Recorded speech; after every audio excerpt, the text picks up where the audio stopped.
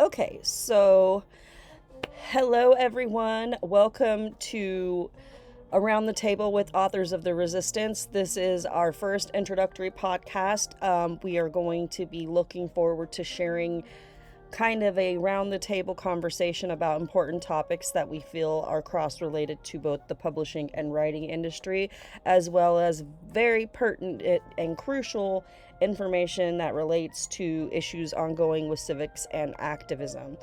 Today, we are going to be talking about a very familiar author that many people are notoriously going to have all kinds of feelings surrounding her and the things that she's done, which is J.K. Rowling, in particular, about one of her most recent social media posts and the bigoted and kind of antagonistic remarks that she made to try to diminish the authenticity and the relevancy of asexual persons. And, I personally kind of relate to that, and I will get into that more in the episode here.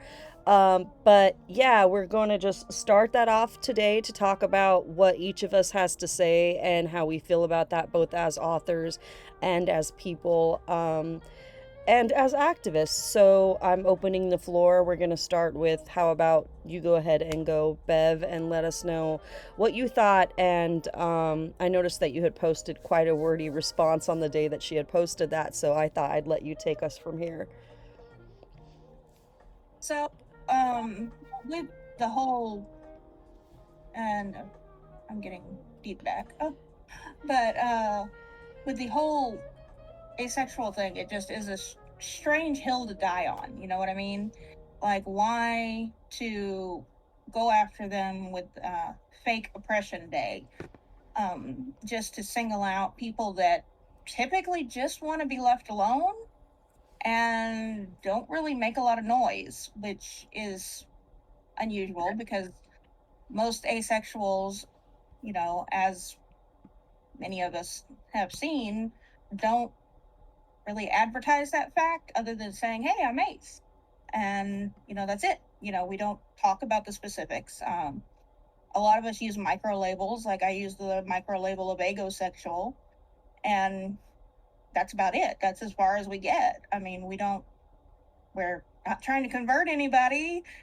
We're not trying to make people not have sex. We're just Well, being what who we I are. thought was a little bit really stood out to me was how she was trying to say that people that want to celebrate the fact that they don't want to shag anyone. And, that's Mhm. very it lacks depth, and it really doesn't Mhm. show an understanding of what it means to be asexual and how it's actually very diverse. And nobody is really going out here expecting people to celebrate the fact that they don't want to get laid, like this makes them some kind of superhero. It's just to let Right. people know that, to represent that if you feel this way, you know you, some people are hypersexual and they're Mhm. prone to being highly promiscuous, and no shame on those people. Everybody does their own experimentation at their own evolutionary level of wherever they are, and relationship dynamics and things like sometimes we find ourselves in relationships we never expected to find ourselves in, and those end up being the Mhm. best ones.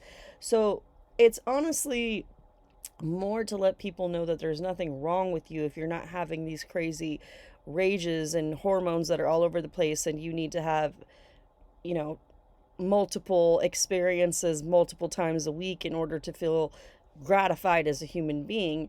Or, this other idea that people who are ace are somehow more perverted than others.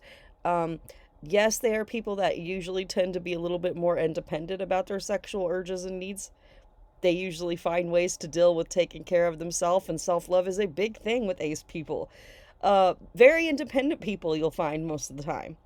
And it Mhm. just means that this is a person that's figured out what works for them in life and is fulfilled within themselves. That doesn't make you weird. That doesn't mean that you are, something wrong with you. The getting married, nuclear family, cisgender ideology and not falling into it is what this is really about. This is really about attacking people that otherwise aren't doing anything. They're not sexually active at all. They're just there. and people are saying that they're weird because of it. So it's like, it doesn't matter which way you go with Mm-hmm. people of this mentality. You're either, if you're too sexual, you're too promiscuous, then you're all these other labels that they consider to be demeaning and beneath them. Although they do want to have experiences with those people. Don't get it wrong, right? Um, Mm-hmm. or, they're on this other end of the spectrum where they think that, if you don't even want to have that regular ideology of what social structure should look like in a nuclear family, that you are the eccentric and the oddity, and that they need to be attacking and bullying you. And it's ridiculous. Right. And I think partially kind of like it boils down to a couple things here with JK, right? So like what I know I've mentioned before, like attention grabbing, she's losing relevancy for one. So of course she's got to rage bait. She's got to make people pissed at something. And then at this, what you were talking about, the nuclear family, everyone, Christian ideology, if you're not out there, creating a family in that sense, you're useless. You don't belong. And I mean, that's what I've always gotten out of it when you see a lot of white side cisgender, folks that are Christian just talk about like asexuality. Well, if you're not out there doing it with other people, then what is the point? Kind of thing. What's the point of your existence? And that was the whole point of that day, right? Like to make sure that they know that their existence is valid and that they are cared for. Right, exactly. And So, yeah. that, I mean, and also not just that, it's also extends to letting people know this is where you're at right now. Like, people evolve. Relationship dynamics, as you are going through your hormones and as they begin to level out in life, your interests, your maturity level, all these different things have to do with your orientation and your relationship dynamic styles. And when you're a young person and you're still figuring out who you are, I mean, subscribing to this idea that you need to do the Cinderella complex and get married and have this big, beautiful wedding and everything's going to be happily ever after is part of the reason why we have so many problems. Because we have basically we reared up generations of little girls who came to believe that this was what it was going to really be like, but we never raised these little boys to actually be that Prince Charming. Because if they actually were that Prince Charming, it might be a little different, but none of them want to be Prince Charming. I don't know if you guys remember um, the Swan Princess from the 90s, but basically they're Rothbart and even if you look at that cartoon and you look at the way that Derek is, he's very misogynistic. And I mean, even when she asks him what else, and he's all like, "You're beautiful, what else is there?" There's a lot there, actually, guy. Mm-hmm. That's a Like, lot to unpack. Yeah. um, and then, everything that he has to go through to prove that he actually really loves her so that Odile doesn't get to basically steal her identity and she dies. The entire story and everything, like, all of these things that we see that give emphasis towards let's rear our little girls to get married and be wives and mothers. And it's good to nurture that in your daughter if you see that that's something she wants to do, encouraging them to be who they want to be. And some girls will tell you, all I ever wanted to do was be a mom and a mother, and that's totally fine. The problem here is when you start taking people like her who are in a position where they have had billions of dollars made off of their IP, and it impacted so many people that fall under all of these umbrellas, and to just completely alienate and diminish them and act like they don't exist or treat them like they're lunatics when they have done nothing to her and they're not causing any harm or pain to anyone else in the world. Nothing that they're doing is causing anybody else any kind of upset unless you just want to find something to complain about. Like, everybody else, we don't look at priests in the Catholic Church and say, why are they celibate? We accept that that's what they are. Why is it any different for ace people? Like, why do they need to go through all of these hoops and why does she have such an issue with trans and now ace people? I just don't understand this. Did something happen to her surrounding trans and ace people? Or is it just she's either hiding in the closet, which you talked about before, Bev, or and afraid to admit who she really is, or is she just someone that's so lost on what she's done to her own fan base because of her seething hatred being all she can see? I've never been able to figure that out about her, but I told someone the other day because I I went to a store and there was a young man, a cashier, probably like 21, 22. And I mean, he's worked there. I'm a usual customer, so I've seen him a few times. And it was the day I went to this big book sale for the local library. And I had just been, he's like, "What did you been doing today?" And I mentioned that I went to that. And he was like, "Oh, well, I'm really glad to see that people are still reading. I kind of want to get into writing." And I chuckled. And I was like, "Oh, yeah, that's what I do." And he was like, "Really?" And I was like, "Yes." And he goes, "Yeah, I'm really worried about how hard it is. And I heard it's really hard to get an agent and stuff." And I said, a lot of the people that I am friends with that now have agents started out indie and it took them 10 years. And I said, and I'm about to mention a person that I know a lot of people have issues with for a good reason. And he kind of tilted his head and quirked his eyebrow. And I said, J.K. Rowling was homeless when she wrote Harry Potter, and it took her 10 years to get that IP on paper. So here's the thing. Just because it's hard to get an agent. If you have the material, you have the hard material already written before someone and they can see that, that's half the battle. And I told him that. And he was like, "Really?" And I was like, "Yeah, most of the time that's half the battle. Like, you can't just go to somebody and be like, 'Oh, I want to be a writer.' Everybody does that. You have to show that you're a writer. And you have to show that you're not only just a writer, like, you have to be able to create engaging content." And then he goes, "Well, how do you do it?" And I told him, I said, "Well, the Stephen King method, 2,000 words a day, Monday through Friday, is a great technique. You take weekends off. But if you can't do that, this is what you do. You write every chance you get, even if it's only a sentence, and you just plug and play, because every little bit that you whittle away at the manuscript is going to get you that produced piece so you can present it to an agent." And he was like, "Oh, yeah, cool."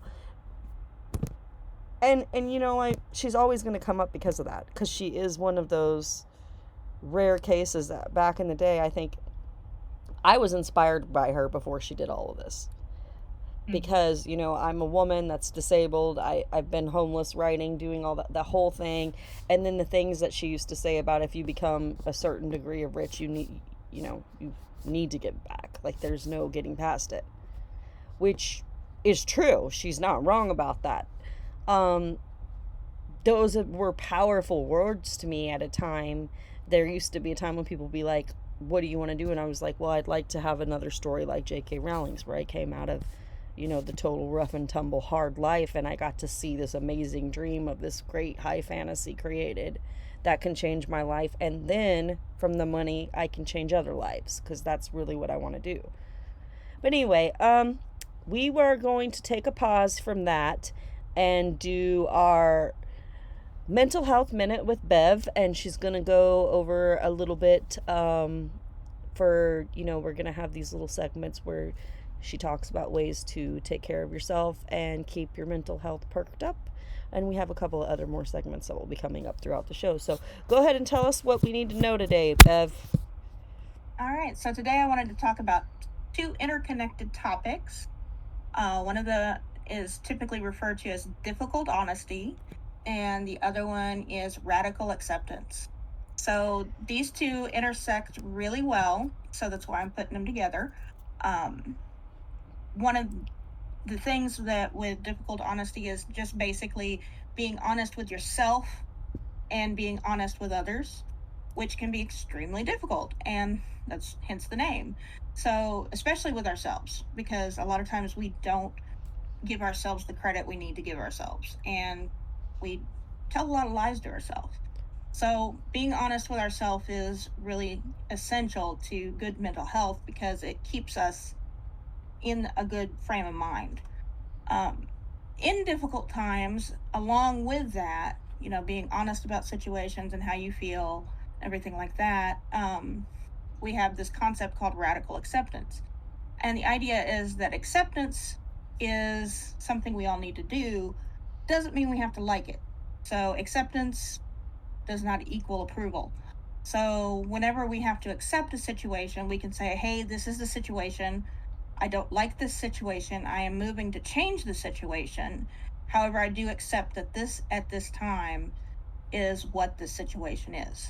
So, with a lot of stuff going on today, you know, we have to both be honest with ourselves about how we're feeling and acknowledge the stress and the strain that things are putting us under, and try not to blow it off as, this is just, I'm not going to worry about it.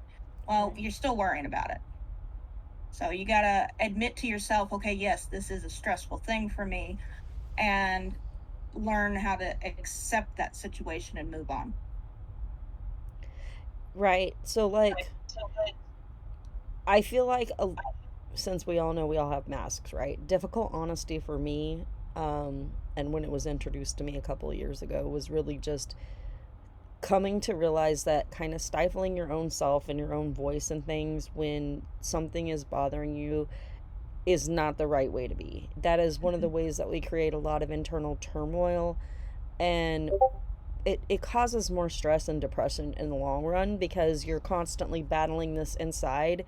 Whereas, even though it may be really difficult and uncomfortable to approach a topic or a situation with someone, getting it out there and telling the truth about it, how you honestly feel, and just dealing with it is more productive than continuing in that way, because in the long run, most of the time what will happen is you'll continue to build up and build up until you blow up upon the person, or you become avoidant entirely, and neither of those are healthy ways to be. So then comes the radical acceptance. So after you've already done the difficult honesty steps and you're like, hey, this is what's up, this is how I feel, and the person has heard it, and whether they like it or not, it's been made clear, and you give them the opportunity to try to kind of, you know, do the things that are, your boundary setting within that.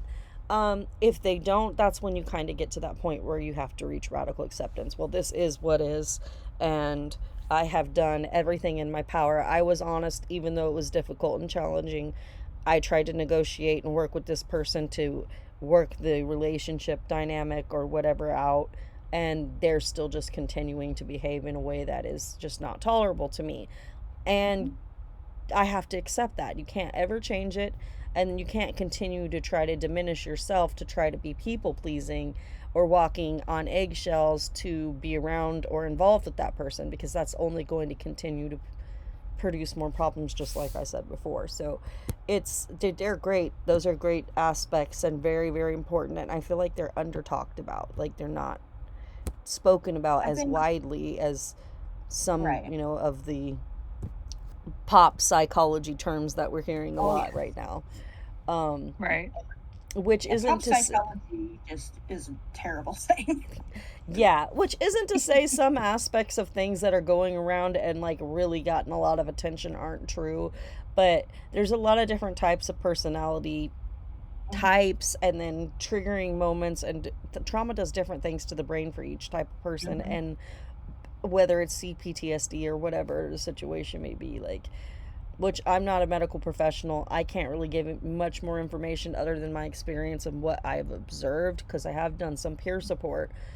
But basically what it comes down to is, being able to advocate for yourself and be heard is one of the most important things. And then having the empowerment and reaching that courage to actually find your voice and speak up, even if it is the most difficult, and most times it's going to be the most difficult topics you have to do this on, is learning how to do that, because honesty isn't about just telling people the good things that they want to hear that are true.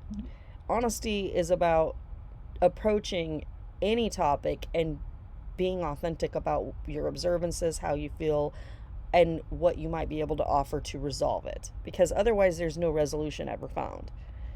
And then, of course, radical acceptance it's just, you can drive yourself crazy trying to figure out the reasons and trying to get someone to change, and you will do that because you can't make anybody change, they have to choose to. Or you can just go, okay, I've learned now, and this is what I know, and go from there. And of course, sometimes people change, they get therapy. Unhealed people deserve a chance to try to redeem themselves, but you also have to be smart about what you allow in accessibility, and that's what happens from there. Once you radically accept something, then you have to determine how you're going to deal with it, and if you need to limit accessibility, or if you can find ways to maybe not be as involved or engage as much with this person, and kind of put up some blocks so that you can limit their influence and their energetic impact on you. So that's great. Yeah. Yeah, so today we've had some crazy news happen today, you guys. I don't know how much you've seen, but we have been elevating several names as our direct actions as a group, which is great. And I'm really, really glad to see the amount of people that we've, been working on trying to get awareness for. But one of those is obviously Kilmar Abrego Garcia, and the situation surrounding Kilmar isn't, to me, it's a constitutional crisis at this point. The things that were said between these two presidents today were astounding. The fact that the president wanted to keep members of the AP out again and has violated multiple federal judge orders. But the most astounding to me, the ones that have hit me the hardest, I mean, and I literally just got sick to the pit of my stomach, was when I seen what looks like life fluids in the middle of that prison, concentration camp, whatever you want to call it, detention fucking facility, excuse my language, but it just gets me going, you guys. The size of pools, like, that's a lot of people there, y'all, that something's happened to, if that's what that is. And I can't imagine what else it is. But not just that, in the middle of his meeting with this El Salvador president, he tells him that they want to go for the homegrowns next. So is he actually implying, especially after Caroline said that I can't remember exactly how she worded it, but something along that they're looking for ways, searching for ways to be able to deport American citizens next. And my question is, who does this apply to? And I can almost answer that, but I really got anxious about those two things today, you guys. Yeah. Any thoughts that either of you want to add on that? I mean, it's just. I mean, I've got a lot of things, but it's just. Yeah, I would agree exhausting. There. Yeah. Yeah. I mean, the whole situation is just. I mean, it never should have happened to start with. Okay. The whole situation, but the fact that apparently the leader of the country can't even get a guy out of a prison because he's a terrorist, when the guy is terror. Yeah, and the guy's guilty of nothing. I mean, he's a musician, right? Like, I mean, come on, guys. So. I mean, let's be real. I mean, he has no, as far as I'm aware, no criminal record. He's a musician. Yeah. He was an asylum seeker, so had a legitimate reason to be in the country, and then poof, a clerical error. I don't think so. No. And the idea that they were trying to reframe him as a quote unquote terrorist, when he's got, there's nothing there. Please provide me some evidence of where this man substantiates as a terrorist, because this is the first we had heard anything of him, and it doesn't add up. How does it become an administrative error, and now all of a sudden these two presidents are calling him something he's not? They're literally labeling him something that, as far as all of us know, he's never done. So what constitutes as a foreign domestic terrorist now? I mean, honestly. Right, and yeah. Does it mean when that... they're referring to him, and when they're referring to him too, it's a little dehumanizing. It's like they're talking about like an Amazon package left on the wrong porch. Like it's.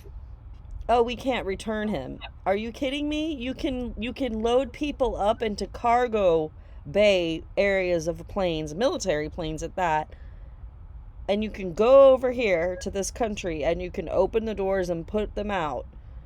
And then you can't take them back in the same fashion even? You can't take them back even in the same fashion that you delivered them in, and give a presidential pardon or some shit. Right. I mean, any good president would be going looking for Kilmar directly to that prison himself. Where's Kilmar? Where's Kilmar? We made a huge mistake. Bringing him back, giving him some kind of freaking huge civilian medal of honor, trying to do something to right this huge, disgusting wrong. Instead, they are trying to stand with their entire chests inflated like they have done some great thing by diminishing murders in their country that this man had absolutely nothing to do with. And that's not the only situation that's really got me unnerved. They keep even just here in Oregon, they canceled 15 student visas at the University of Oregon this week. And abruptly, without any due process and any explanation, nothing. And of course these students are pushing back, but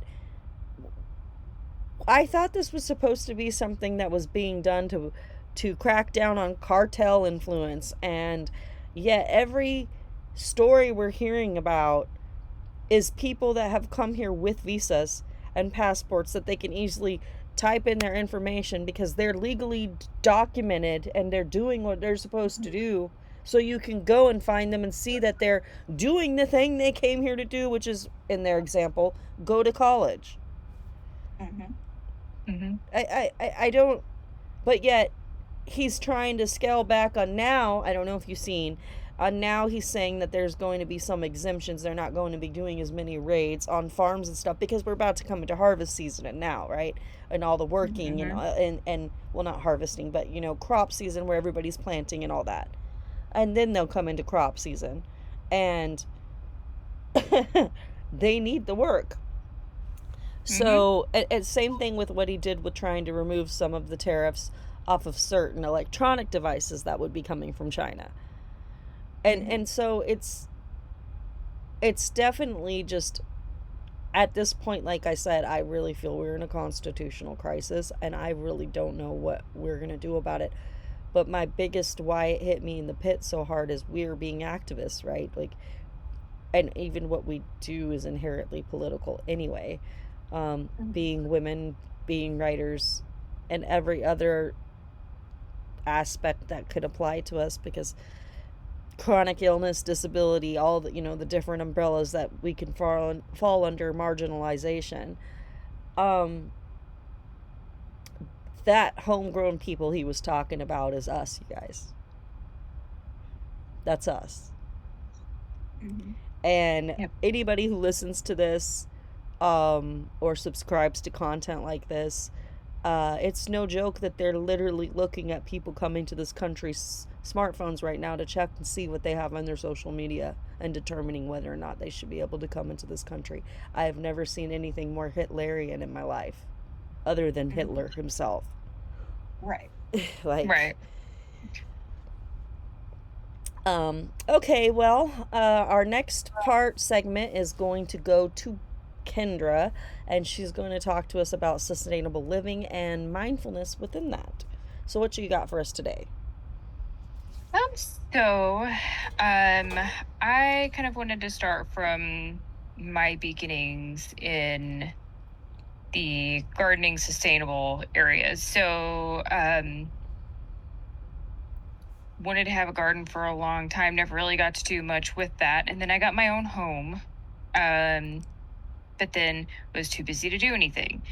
Well, then COVID happened. Everybody started doing new things, taking on new hobbies. Some people were making sourdough. That's still on my list of things to try.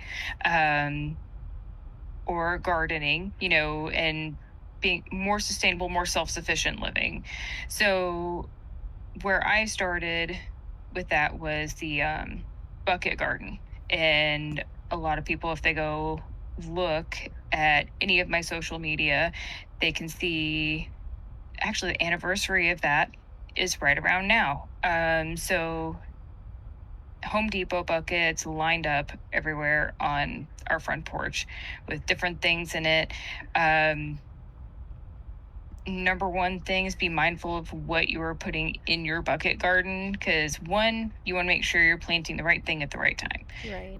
Two, I mean, if you've got cold weather crop and you're planting it in the middle of summer like I did, it's not going to do well. It's going to die.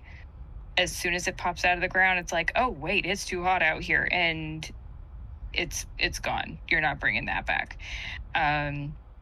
No matter how much water you give it, anything, it's too hot, it's not going to happen. If it's not warm enough, it's not going to happen. So you've got to be really mindful of your zones. You have to be really mindful of temperatures. And some people say, oh, that doesn't matter. You can grow stuff all year round. Depends on where you live. My mom lives in California. She pretty much can. She grows everything all year round. She can grow spinach. She can grow lettuce and stuff like that in the middle of July. I can't do that here in South Carolina. So we're a zone that's not habitable for a lot of those things. So you have to really watch that information and be mindful of that before you put anything in the ground, or in this case, bucket, because you want to make sure you're not killing off your crop before it even has a chance to get started. So the other thing that's really important with the bucket garden is drainage. You want to make sure that you don't have so much water sitting in the bottom of your bucket that your roots get waterlogged and then they start to rot. And then two, you're not getting a good crop there either, because there's too much water and it's sitting in this gigantic puddle. So really what you want to do is you want to drill holes in the bottom, not anything too huge because you don't want all of your soil falling out. And then another thing, this is what I did, not required for everybody. It depends on a lot of different factors. I put maybe an inch or two of gravel in the bottom of my bucket garden to allow that water to seep out of the soil, so it wasn't sitting in a massive puddle of water. And that worked really well. Now, granted, was my porch a mess? Yes, it was. Oh well. Sorry, my husband's over there laughing at me. But it has to be done. You've got to make sure that the water has a way to escape, and you've got to make sure that there's something there in the bottom that keeps everything from getting too soaked. Because if it's too soaked, even your soil is not going to work well. So then you have to think about soil type and making sure that the roots have room to breathe, room to move, because everything's going to grow, everything's going to shift, and making sure that water has a way, it has to retain enough, but not absolutely drench your roots to where you have that problem with root rot.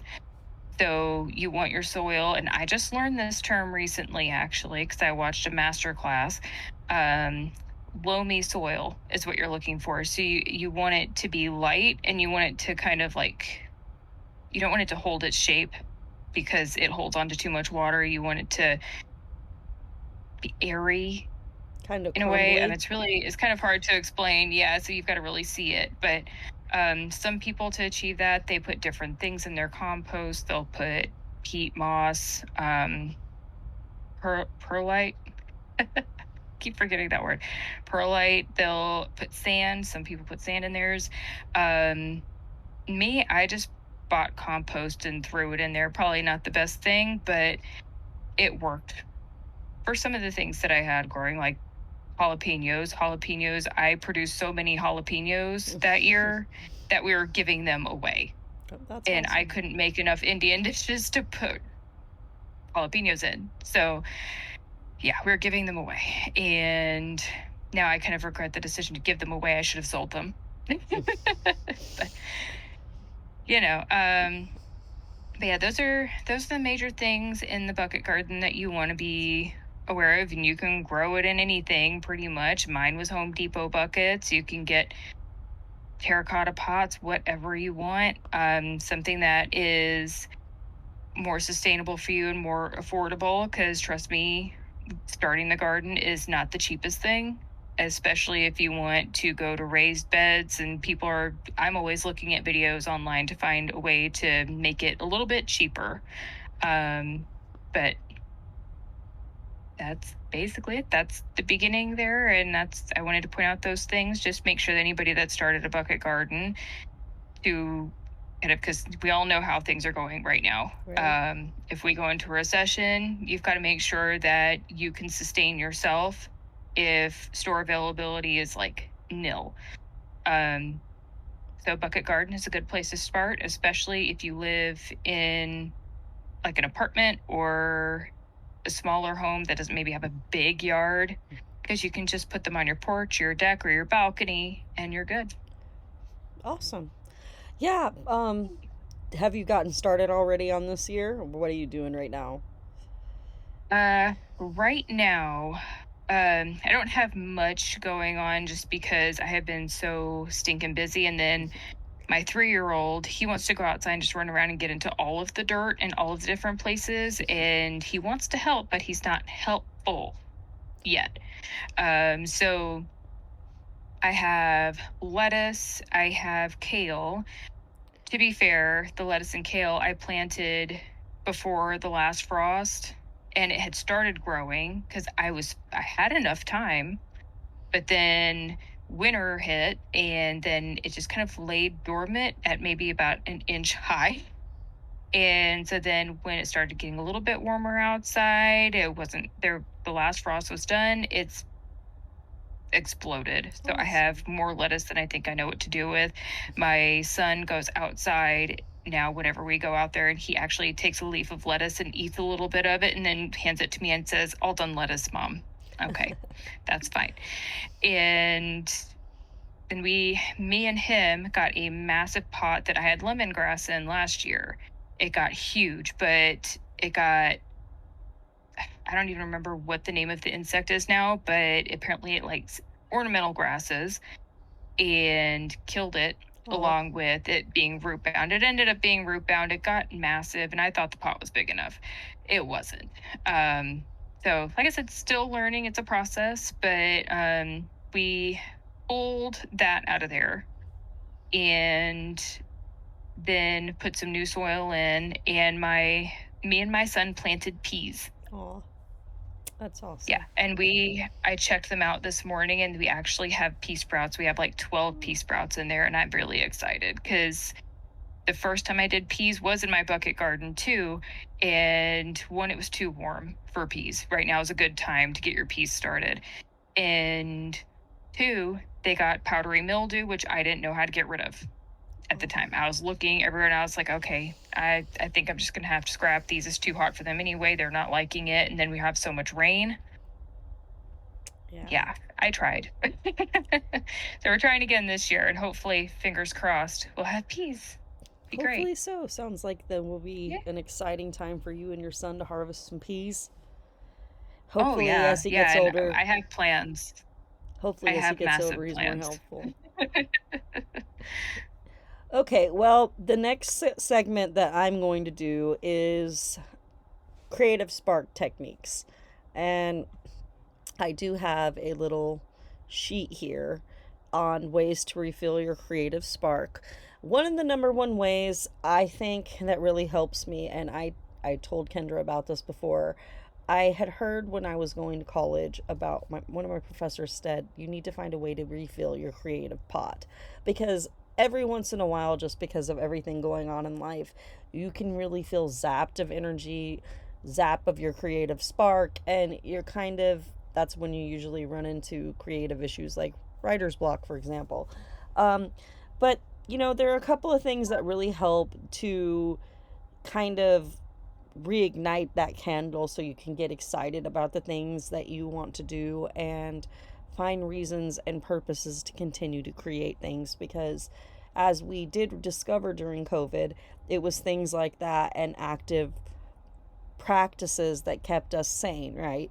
So, you know, nature walks are a really great one. That's something that I like to do a lot, especially now that it's spring. Even if that's just walking around like your apartment complex one or two times and then going back inside. I've found that just going for a little walk and seeing squirrels running across the yard or something could spark something in me and really kind of bring my spirit back to a place of calm and serenity where I could start wanting to work on refilling all of my, kind of processing my negative emotions so that I could get rid of those and move forward and transmute them into fuel to, push excuse me, push towards my creative projects. So that's a big one for me. And then also binge watching like nostalgic shows or like cartoons or movies from the 90s that really stuck with me and really just bring me kind of moments of joy. Um, and I wanted to ask you too if there was anything in particular that you have that you would like to add that helps you with moments when you're feeling down and, your creative spark. What about you, Bev? I mean, music for me is the big one. Just kind of turning on music and letting it play and just kind of falling into the lyrics.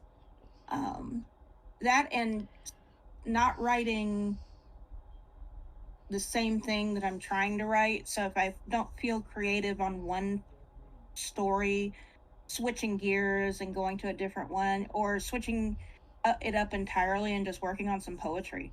Right. And, just not focusing on what's got me not being Right. creative at that moment. But yeah, just turning on some music and trying something different really works for me. And what about you, Kendra? It's basically the same for me, largely music. Music has been a massive thing for me since I was a teenager. It helped me through a lot of really difficult things. And so it's been a continuing thing for me. If I'm depressed, I can put on some music. If I'm anxious, I put on some music. If I'm feeling burned out, music. Music is everything. It influences pretty much almost every part of my life. And if I'm having an issue with creativity at the moment or feeling like I'm not being productive enough, I can turn on the millions of playlists I have and it Find brings it something. back. Yeah. Yeah, music is definitely on here. And then I have journaling. I have been journaling a lot. Um, because it helps me to get out all of like my anxious feelings about different things that are very important to me as an advocate and an activist so that I can get that away and like that's out. And I've kind of done my exorcism and writing that out in my journal and it's down and documented. Now I can go do something that just takes me out of this zone and into a totally different space, into another world or creative space. And I'm very much like you in that regard, Bev, because I have a million works in progress and they're all different. And so if I'm like, I was having a really hard time on my current work in progress because it's about a child abduction. And so I was like, I got to get away from this for a bit. This is a tough topic, right? And that's when I'll go journal for a while and I'll go back and forth depending on what I need to do and also to different works and projects that I have. But another one that I really like is visiting museums and galleries, whether that's like small little town museums, larger natural history museums, whatever. I really love history. And even if it's like going up to something that other people might be like, oh, that's been a monument there forever. I'm the kind of person that I'll walk up to it, take pictures of it, check it out. I want to know what's behind it, why it was built, what it stands for, and I'm just really drawn to architecture and stuff like that too. So even just like driving through a town that is old and kind of like a picture from the past, I find enjoyment and creative spark in that. For some people, it's coffee shops, park people watching meditation, prayer, and yoga for people that are spiritual. That seems to help them a lot. And then another one I've noticed is random conversations with brand new people. Like when I went to that book sale, there was a couple of elderly ladies that kind of stopped me and my daughter, and they were talking to us about books and different things, and they were just really nice ladies. And it really, as I was sitting there watching my daughter conversate with this elder bibliophile, and she's a younger one, and I was kind of in the middle of two of them, I was just like, this is the kind of stuff I can draw inspiration for. Seeing their smiles and how they're talking about storytelling and what it is a gift in their life. And I'm one of the people that helps produce that gift. It really brought perspective back. You see what I'm saying?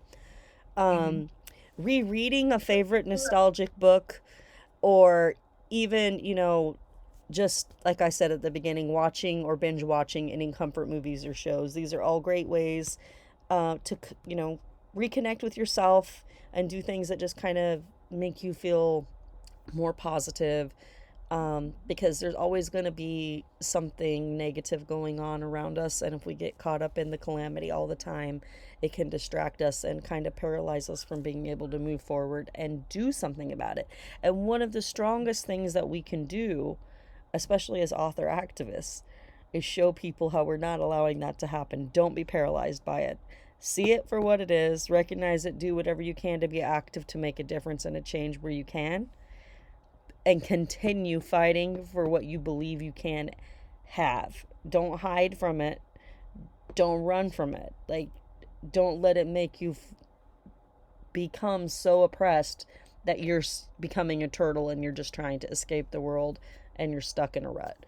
And it can happen to any one of us, especially those of us who deal with mental health issues. That kind of brings me to my last part, which is another segment I'm going to be doing, and that is going to be on protesting and protester protection. Today, as you can see on the screen, I have how to provide first aid to protesters after tear gas and rubber bullet deployment. This is something that I wrote a few years ago in 2020 when I was one of the media persons, boots on the ground, who was at some protests that took place during the George Floyd protests, and I got to see Academy and Blackwater be deployed upon peaceful protesters. I got to see what rubber bullet damage looks like, what flash grenade damage can do. I found out about the environmental and reproductive health harm that it can cause, and also dealing with tear gas. So there were a number of women in Portland who suffered miscarriages and had other kind of reproductive problems after they inhaled tear gas, and I kind of just wanted to go over some of the ways that you can protect yourself. Tear gas is not a fun experience. It is not something that you should ever take lightly. It is definitely a biochemical hazard, and it hurts. It really does. If you are able to, as a protester, and you ever find yourself, because most of the time this happens, you think you're going to a peaceful protest and it just kind of happens out of nowhere. They do not give you a lot of time to react. So it is better to be prepared for the worst case scenario than to be underprepared. And so even if you are told this is a peaceful protest repeatedly, I would definitely recommend investment in a gas mask if it's something you're going to do regularly, because the chances of you ever experiencing this are very high. It is very highly likely to happen, especially under a Donald Trump administration. We've already seen what he'll do once. That's just the way it is. Pepper spray or tear gas. First, know from the start that pepper spray, aka tear gas, is an experience that both hurts you physically and is also meant to have a profound psychological effect. It's very dehumanizing, and it has a strong way of breaking your morale. It totally, completely, you become a sniveling baby. Like, it does that to you. There's a reason for this. The intimidation is meant to make you return to subservience and engage your flight response. Being disoriented, you become more fearful, and that makes you more vulnerable and easily detainable. That makes you an easy target, and that's their objective goal. Understanding basic militarized tactics here is helpful because it helps you prepare for the mental duress that this type of event can have. And activists that have been through this, myself included, will tell you that when they speak to veterans about it feels like everything like wartime and time just stops for a minute, it really does feel like that. And you have very limited reaction time in that moment. So knowing it and getting familiarized with tactics that they use and their strategies ahead of time, even if you think I'm going to the most peaceful protest ever, know that these people have been trained for years to do this to people like you. That's just the basics. So if you're going into battle against somebody, you need to know your enemy. And even though you may not consider the police force as your enemy, they do you. That's just the way it is. Do not think it isn't traumatizing, because it most certainly is. Even if you get out of it, you will remember it for the rest of your life. You will never forget it. These types of irritants produce a host of symptoms. They burn and sting the eyes, mouth, lungs, and cause skin irritation. Though the effects are not lengthy and typically they can disappear within 15 to 30 minutes, that is still enough time to cause sufficient problems and injury. Obviously, wearing face masks, protective goggles, and eye protection will help, but make sure you leave any eye contacts, lenses at home, because they can trap tear gas behind them in your eyes. If you find yourself subjected to tear gas, flushing it out with water is the best method to quickly resolve the problem. Here are a few pointers on how to respond if you are hit with tear gas. Number 1, suck in and hold your breath. If you breathe tear gas into your chest cavity, expect immediate extreme pain with increased mucus production. Don't be surprised if you have the urge to vomit several times, and actually do. You will find yourself doubling over in pain. It makes you nearly impossible to walk. Immediately close your eyes. But how will I see? Well, not every situation allows for you to do this. Closing your eyes when you can will help keep the tiny CS particles from entering into your tear ducts, and that is a big problem if it happens. Flee the scene. Excuse me. Leave the area, because this is the best way to avoid further tear gas grievances and is the best way to literally catch your breath. Rinse out your eyes. Use typical eye flushing technique here. Flush your eye from the inner to outer corner to sweep the eye clean. Wash your hands. You need to do this immediately and avoid touching or spreading irritants to any other places on your body or others. This includes contamination of your clothing. Change your clothes immediately. If you are not able to change your clothes, then rinse them off so that you avoid residue from tear gas causing further irritation. Take a shower. When you go take a shower, do not use hot water, because it opens your skin pores, which will allow the residue to seep into your body and cause you further irritation and problems. Rubber bullets, also known as non-lethal rounds, but capable of doing great damage depending on where you are hit with one. They have caused people to lose eyes and extremities and should be treated like a real bullet despite their name, because they're still a projectile and they're still being shot at you. That hurts. If you've ever played paintball, you know what I'm talking about. Most injuries sustained by rubber bullets are flesh wounds, wounds that result in bruises and lacerations, scrapes, and breaks to the skin. They are painful, but not typically deep wounds unless they hit you in a serious area of your body, such as the eyes, neck, face, or head. This is again why it's recommended to wear layers of thick clothing if you're protesting. Denim and thicker plastic or leather is helpful to deflect rubber bullets. Remember, though, the temperature is important to keep in mind, so wear layers so you can remove those in case you get overheated. But remain vigilant about what is exposed and what you are leaving vulnerable. If you are struck by a rubber bullet, assess where you are hit, how badly you are injured, and what the area around your injury site looks like. Usually, if it's something small like bruising, you can just take Aleve or Advil and ice it, but sometimes stitches and other bandaging are needed. If so, find a street medic and get proper first aid. And of course, street medics are usually very identifiable by the universal Red Cross symbol on their packs. I have a friend that was a street medic in several protests. Other things to keep in mind related to protesting injury are: if you are arrested, you could experience broken bones during apprehension, scrapes, lacerations, and markings around your wrist from handcuff application. You could also possibly fall and break an ankle or another limb, which should all be handled immediately by finding a street medic at the location of your injury. So basically, yeah, that's the protesting tips I have for today. I will have more on our next segment. And that's pretty much all that I had for that topic today. Is there anything else the two of you would like to add relevant to the main theme of what we've seen, and ensuring that ACE people know that they're supported despite other people trying to diminish their existence. It's just astonishing to me. I'm not laughing at that. I laugh at her and how much hatred she has to have in her heart to feel like at her age she needs to be doing that. Yeah. You know, it's pretty sad when she's behaving like a teenage troll. Yep. Yeah.